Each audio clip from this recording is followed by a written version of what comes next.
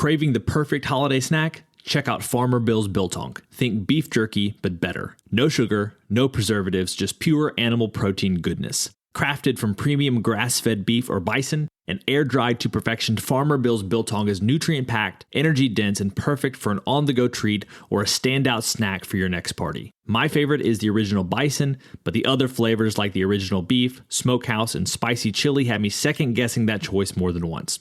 Visit FarmerBillsProvisions.com to grab a 1-pound slab or a variety pack and use code BIZBIT10 for 10% off. Farmer Bill's Biltong, don't be the 2-liter guy at this year's Christmas party.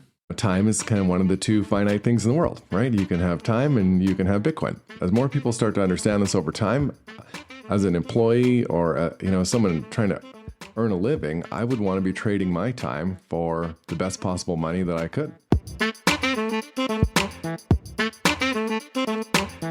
Welcome to the Business Bitcoinization Show, the show dedicated to helping you enrich your life and grow your business with Bitcoin, the hardest money on planet Earth. I'm your host, Josh Friedemann, and our guest today is Scott Dedels, who has 15 years of experience working in the Canadian benefits and pension space and is part of the Bitcoiner class of 2020. He founded Block Rewards in 2023 to help Canadian employers build Bitcoin into compensation and benefits. If you're not a business owner in Canada, I think you'll still find a lot of value in this episode because a lot of the things we talk about are simply ways to think about how to use Bitcoin to compensate employees. But obviously, if you're in Canada, Scott is a great resource for you. Now, before we get to today's interview, we do have this week's Bitcoin Meetup Spotlight, and this week is the Langley Bitcoin Meetup. The Langley Bitcoin Meetup, based in Langley, British Columbia, had its very first meetup this week. It has a goal of connecting Bitcoiners and supporting merchants that accept Bitcoin. They're holding their monthly meetup at Poseidon, a Greek restaurant that's recently started accepting Bitcoin, and they encourage every member to bring a topic that they've researched and want to talk about. You can find the host on Twitter at _Mike DeGroot or on the Orange Pill app. They're also connected with the Vancouver Bitcoiners, which you can find on Twitter at Van Bitcoiners. Those links are down below, along with a link to the Oshi app that will help you to find a Bitcoin meetup close to you.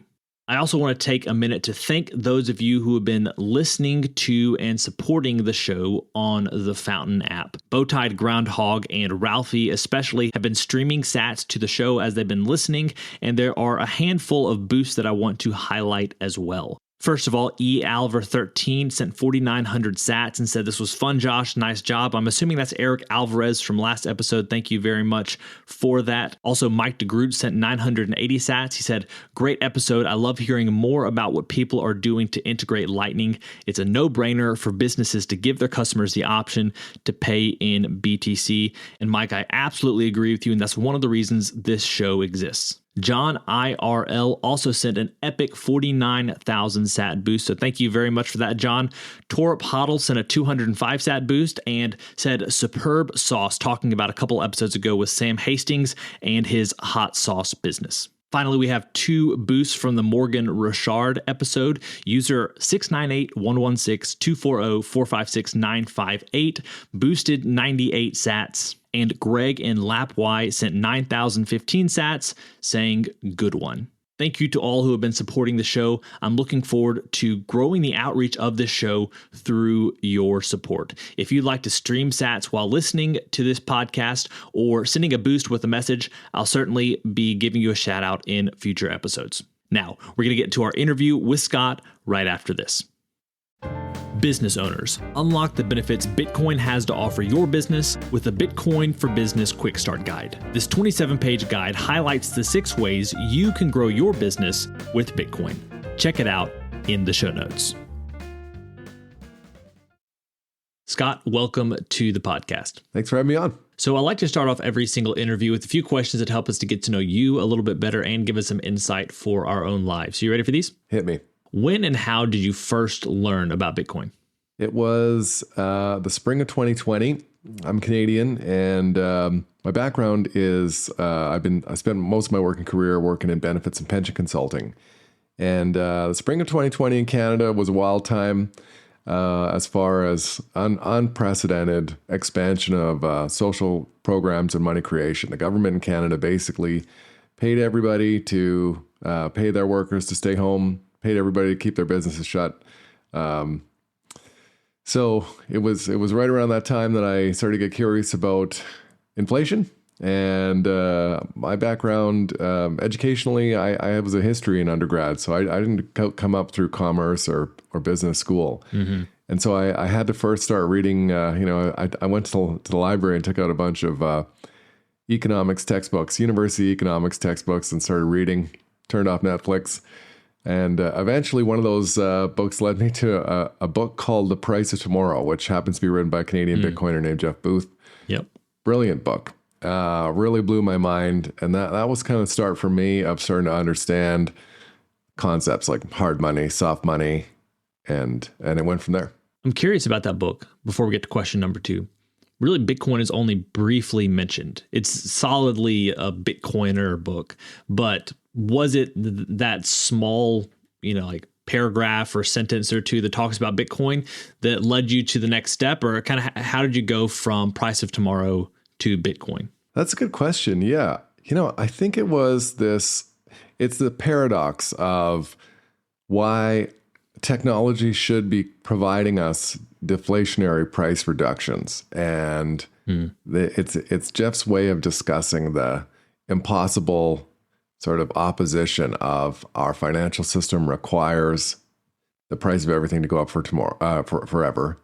And so that was what got me curious about it. So if this is a fixed, permanent feature of every monetary system, I need to learn more about this Bitcoin thing. And I did. I think the next book I read was Safe's Bitcoin Standard. And after that, I was pretty well on my way. So question number 2 is this: what's an insight or fact about Bitcoin that you wish everyone understood? I think it's like a 2-part answer. One is it's legitimate. So I feel that generally people feel that money is conferred legitimacy by banks and governments. And for this reason, a lot of people have the tendency to want to think that Bitcoin is illegitimate because you can't put a face or an institution on, you can't pin it on any one body. And there are recognizable organizations, high profile miners who are involved in the Bitcoin network, but it's not obvious to outsiders from whom it sprouted or who granted it, who created it. It's legitimate in spite of that. And so part 2, I think, is this idea of that it's not backed by anything, or its value is just like anything else. It's a speculative. It's the work that goes into the computational work provided by the miners that provide it, that create its value, because Bitcoins aren't created out of nothing. And so it's this idea that its legitimacy comes from the robust amount of effort that goes into operating and maintaining the network. That's what I try to tell people. What's the Bitcoin resource that you most recommend to other people? I'm a little bit biased on this one. I wrote a Bitcoin book myself, and it is by no means anywhere near the best Bitcoin book out there, and it's definitely not meant to be. But it is the resource I recommend the most often. Having been most of my career in financial services, most of my friends are industry people too. And so I spent a lot of time unsuccessfully orange pilling financial services professionals. And those are the people I tend to want to talk to Bitcoin about the most, because when you get into Bitcoin, it's just so obvious how many different financial services are going to be interrupted or impacted or changed as Bitcoin becomes more commonly accepted and more mainstream. Mm-hmm. But financial services professionals tend to have their own set of biases and obstacles in understanding and onboarding Bitcoin ideas. So my book's just designed to try and help them navigate that in a simple way. Beyond Bitcoin, and I think this will be interesting because you've recently started a new business, and so you might have some particular insight into getting something off the ground here. But beyond Bitcoin, what is a resource, tool, or idea that's been helpful to you or your business recently? I'm actually in the process of starting my own podcast, and So I would say a resource. It's been a resource and a tool and a source of ideas. I'm using a podcast production company that's called Podigy, and so they are working with me on coaching around the content, the creation, and it's a totally new thing for me. As you can probably relate to, right? I think it's. But I'm excited. You can see very early on how it creates new opportunities to advertise, connect to audience, create value for customers or potential, people who may be interested in your content. So it's a different thing for me as far as anything I've ever done before. But yeah, I have to say that. Now we have our final, what we call our arbitrary but insightful question, and it's this. As a general life principle, is it better to ask why or why not? I love this question when I was reading the prep, and I want to be a why not person. And I think if I'm being honest with myself, I'm a why. And what I took away from this question is like, I need to really change the way I look at problems because, it should be a why not situation. This is my answer, and I'm going forward. I'm going to make more of an effort after seeing this question to start to view things from that way. I think it's a better lens to look at the world in terms of why will this not work, rather than why would it work? Yeah. Yeah. Yeah, definitely both questions have their place in time, and each person generally has a tendency to be more one than the other. And so depending on which you are, the other question is probably one you need to bring into your life a little bit more. So I appreciate that answer. Meet Linkster, your premier Bitcoin-focused advisor. Linkster caters to businesses, institutions, family offices, and high net worth individuals. They merge your unique financial goals and needs with Linkster's Bitcoin expertise to craft your own sustainable plan to preserve and grow the value of your hard-earned profits and retained earnings. At Linkster, it's not just advice, it's tailored execution. Connect directly with the founder by visiting linkster.com. That's LYNCSTER.com. Linkster. Secure your future with Bitcoin. Today's episode of Business Bitcoinization is proudly brought to you by Velis Commerce, where the future of business technology meets Bitcoin. As we journey through the era of Bitcoin and its transformational impact on businesses, there's one name that stands out: Velis Commerce. Whether you're looking to build a cutting-edge website, a seamless mobile app, or custom software, Velis is your go-to team. They've been diving deep into the world of Bitcoin since 2014, making them one of the most experienced groups for integrating Bitcoin and Lightning payments into a variety of digital platforms. But here's what truly sets them apart. Velis Commerce doesn't just build. They bring a wealth of knowledge to ensure your project's success from day one. Their team understands the nuances of Bitcoin, ensuring that your business stays ahead of the curve. And for all business Bitcoinization listeners out there, Velis Commerce is offering a free consultation to kickstart your project the right way. So if you're ready to future-proof your business in the coming age of hyper-Bitcoinization, head over to veliscommerce.com or reach out on Twitter at veliscommerce. Let's make sure your business thrives in the Bitcoin era. Today, we're talking about your new business, Block Rewards. I'm excited to hear from you a little bit about it and what you're looking to do. So could you share with us Block Rewards? What is it and why did you start it? For sure. And thank you for the opportunity to come in here and talk a little bit about it. I mentioned my career history in benefits and pensions. So going back to spring of 2020, I have this revelation that Bitcoin is legitimate, and this is why it's my thing I like to talk to people about. And this is a serious thing. I think with Bitcoin, what happens often is people start to understand it as they start to then relate it to their own personal expertise and start to think about like, well, what's my Bitcoin contribution going to be, and how am I going to get involved? And I want to be a part of it. And like if you're a mechanical engineer, you understand, heating and gas. These people get into designing systems for mining and stuff. It just happens that my background is financial services retail, specifically to do with kind of compensation and benefits. And like I said, as I started to understand, how deep this rabbit hole goes, Bitcoin has a massive role to play in the way companies interact with their staff. And, employers can compete with each other for top talent, and retaining top talent is a critical part of companies' long-term vision of being successful. Employees need to do what they can for their careers and for their families. And right in the middle of them is going to be this thing that's the hardest money ever. And our time and our time is kind of one of the two finite things in the world, right? You can have time and you can have Bitcoin. So to me, as more people start to understand this over time, as an employee or someone trying to earn a living, I would want to be trading my time for the best possible money that I could. And so Block Rewards is a Canadian company that is, for now, focused on Canadian employers, building out a roadmap to help employers build Bitcoin into compensation and benefits. And the service of being able to pay your staff in Bitcoin, I know that's not something that's new. People have been doing that. That's a service that's been available for some time.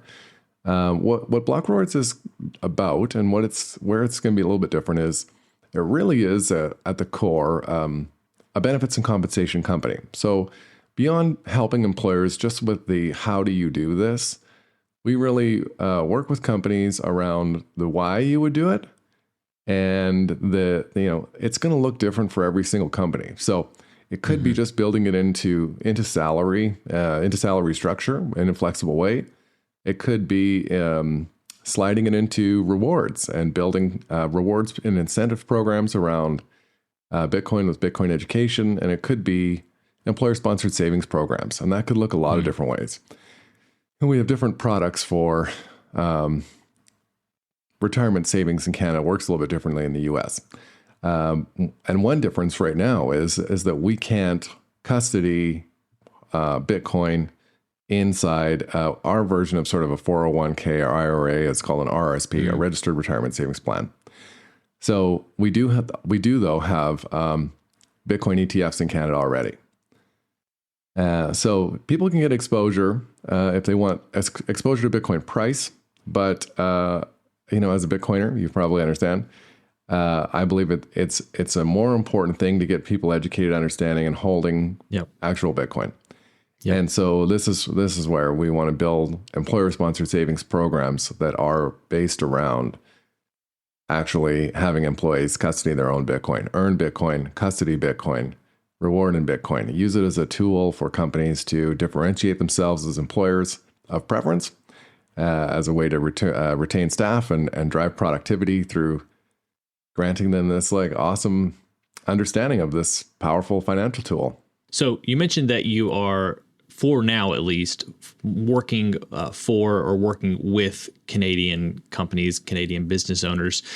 Is that because there are differences when it comes to employees and employee benefits between Canada, the United States, maybe other countries that you would consider working with in the future, and it's just not worth getting into the weeds there now? What went into that decision? Yeah, it's just sort of a crawl before you can run approach. I would love to have this be, I think it's everybody in the world should have the opportunity to earn Bitcoin at work, earn better money. This is something that I'm really, I think everyone should have the opportunity to do, but we're going to start small. And even just in Canada, there's hundreds of thousands of businesses that might potentially benefit from this. As you've been talking with business owners about this possibility, whether or not you're working with them yet, what have people been saying? What has their response been? Have people been open to the idea? Or are you going to have to sell people hard on this idea, kind of work hard to get them to see your perspective on the value of Bitcoin? Yeah, it's an interesting question. It is a little bit of what Satoshi said about if you don't understand this, I don't have time to help you. We are in the business of helping people understand this. And so making it relevant, I think, is probably the biggest challenge. Unfortunately, for Canada right now, we are experiencing a crisis of affordability. So our inflation, the financial markets work in Canada is we're really quite tied to the U.S. Fed interest rate policy, regardless of what's happening in the Canadian economy. And this means that sort of inflation gets exported to Canada, and will be more severe up here. Not to mention our federal financial policy has been more socialist. So we have more debt. We are the most indebted country in the G7 by far.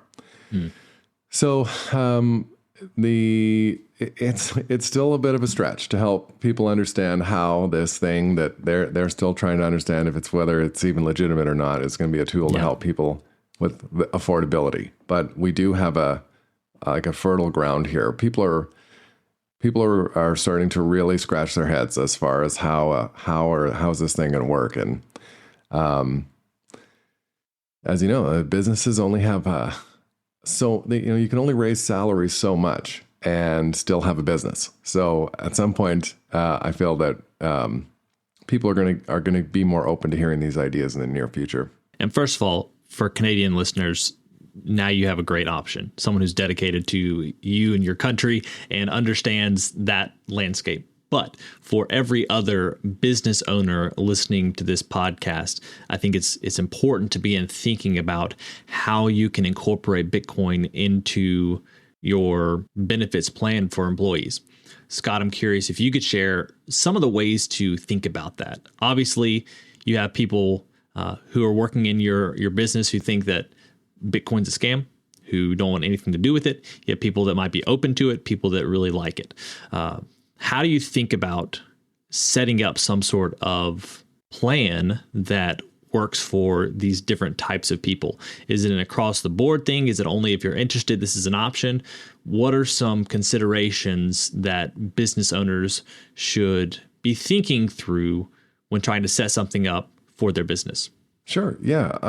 I think that regardless of your personal opinion on Bitcoin, most people who are in the chair running businesses care a lot about their business. And there are other businesses that are well down this path already. So, to your starting question about why or why not, I would just encourage people to try to approach this from a place of inquiry. And other people are seeing something that you may or may not have seen or may not or may end up agreeing with. But it's a valid idea, at least for a number of businesses so far.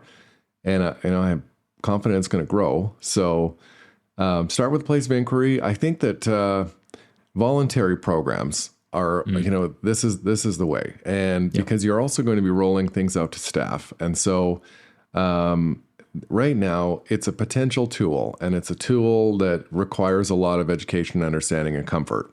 So if you're thinking about, the option of full or partial salary in Bitcoin, that's a great place to start. By offering it, you're going to build that comfort into your own company. You're going to start to understand and watch Bitcoin probably more closely. And if it's a flexible amount, then you have, so we have people who take 5% of their salary of Bitcoin, 10%. We have some that take 50 or even higher. But that's personal choice. So if the option is just available to staff, then you're going to have some that take zero and probably think the people who are doing it are crazy. And that's, everyone's going to be on their own personal journey. So I think that programs being optional is important. If you want to include things, voluntary employer-only purchase is something that we do as well. So a bonus, performance-based bonus, say where everyone in the company gets $300 of Bitcoin. One-time thing, company exceeded expectations in the quarter, want to do something different. And instead of having a staff event or something, so you can create Bitcoin incentives and build education component around it. And that's an interesting way to be different.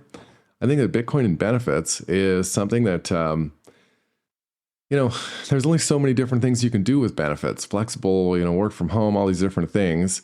And companies are continually trying to separate themselves and stand out as different. And so you're actually doing two things when you include Bitcoin and benefits. You're offering something that's unique, but you're also demonstrating to the hiring market that you're forward-thinking, open-minded. Bitcoin is built on personal responsibility and accountability. So you're also sending a signal out that hey, these are sort of values that probably resonate with our organization. So I think there's a lot there, and it's also you have to put the work in. So I think by starting to include Bitcoin in the fabric of your company, you're going to start attracting a certain kind of person. And typically people who to arrive at a place where you understand Bitcoin, you do need to put in a lot of intellectual work. And so you're going to be self-selecting a lot of candidates that are probably inclined to be those kinds of people anyways. it's a cycle that will sort of feed itself in a lot of positive ways. Are you able to bring any anecdotes to employers about how employees think about Bitcoin? They're really, because you hear, we've had a conversation or two on this podcast before about how Bitcoin can be attractive. I think we had an example of someone with a specific story that they had in their own business about someone being interested in a particular position or the position catching their eye because Bitcoin was part of the deal. Do you have stories like that you can take to employers so that they can see that there are people out there who are specifically attracted to certain positions because of the Bitcoin element? I have a few customers already where it's been the difference in between getting a preferred candidate or not. And this is actually where I think that why I'm so convinced this service is going to be fairly ubiquitous at some point in the next 5 years is the Bitcoin compensation and benefits will become real for every HR and hiring manager the first time they're in a scenario where they've gotten down to the nitty gritty, they've identified a candidate they want, and that candidate says to them, like, can you accommodate 20% of my salary in Bitcoin? And it will happen for each person in those decision-making positions.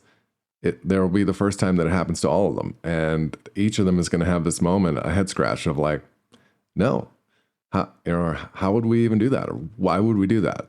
Mm-hmm. And so, yeah, I have a lot of stories like that. And I think it's our goal is to be there for when companies, when it happens, we know how to help you.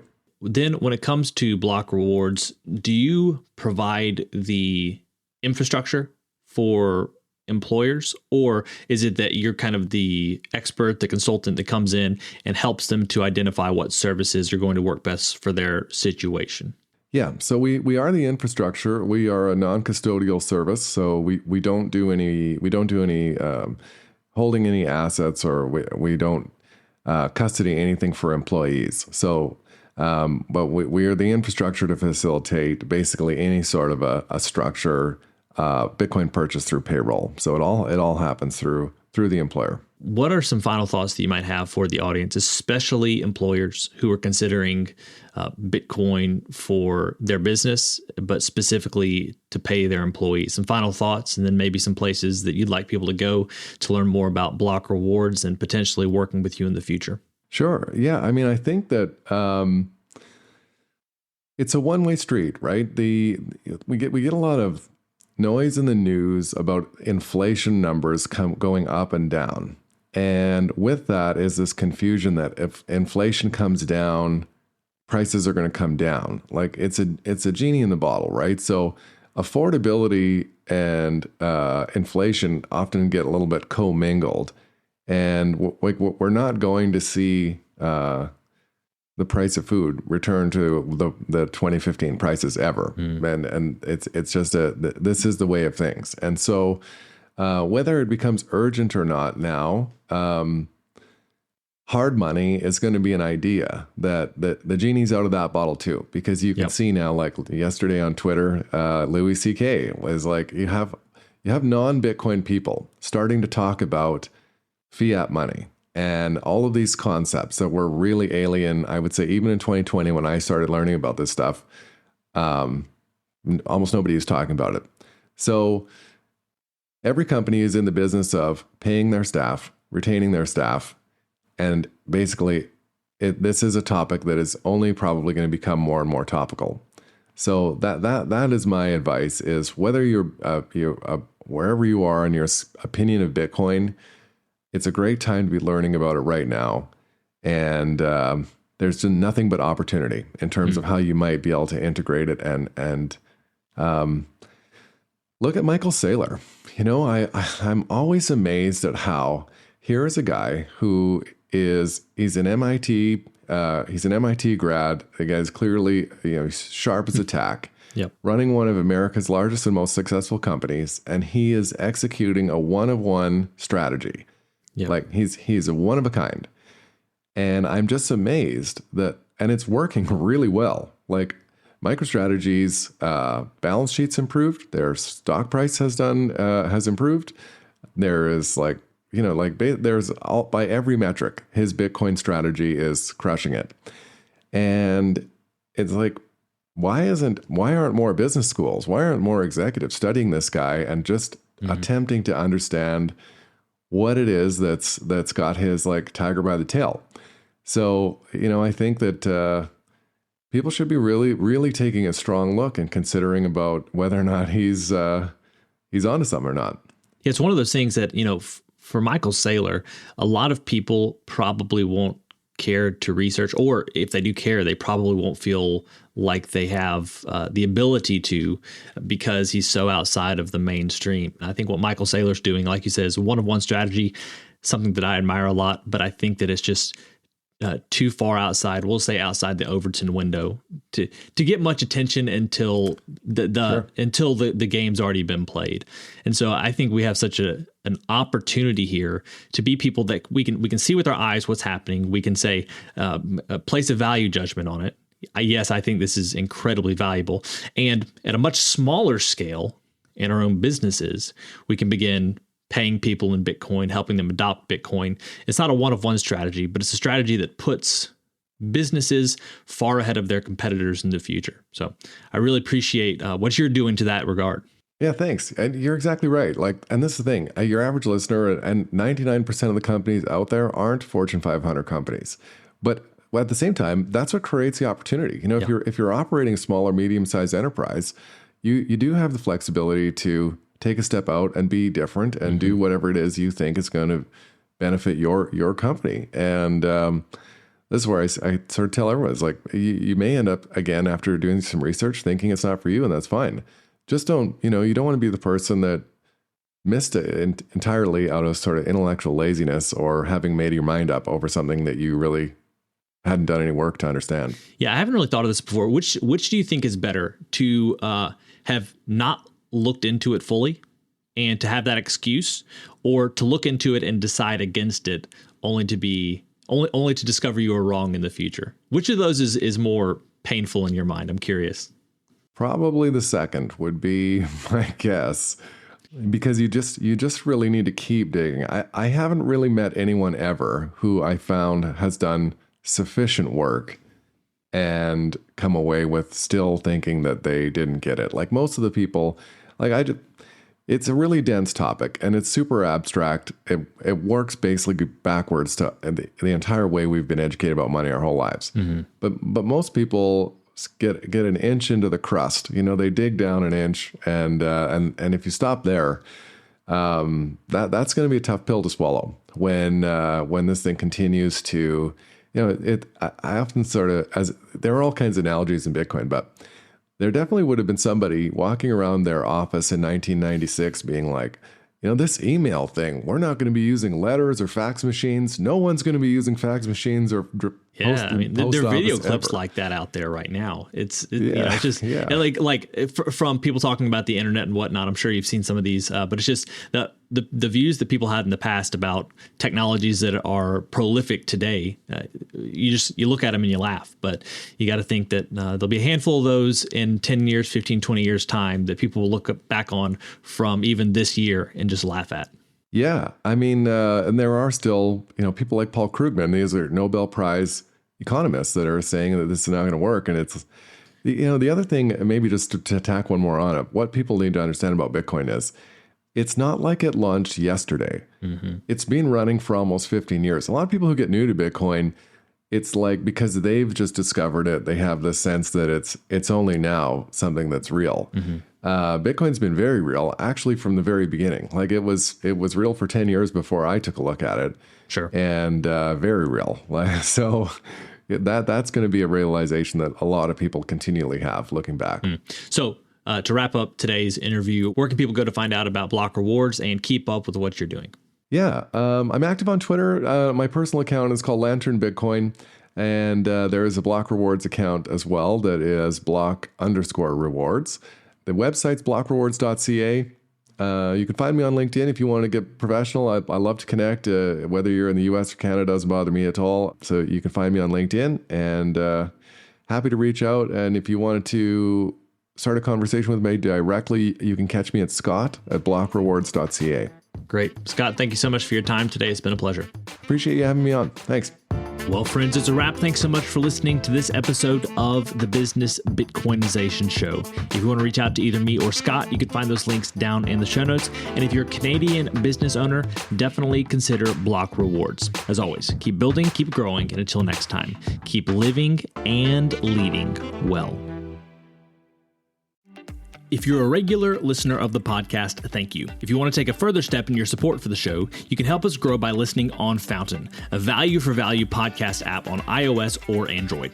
If you hear something you like that you disagree with or anything else, you can share it by sending some sats and adding a comment with your thoughts. Some of you have already done this, and I appreciate it. I'm going to begin reading your boosts on upcoming episodes, so if you have some insight or value to add, let the people know. Getting started with Fountain is easy. You can add Bitcoin to your Fountain wallet by using your fiat accounts or any Lightning wallet. And one of my favorite features is that once you're using the app, you can earn sats just by listening on Fountain. Check out the link in the show notes to get started with Fountain today.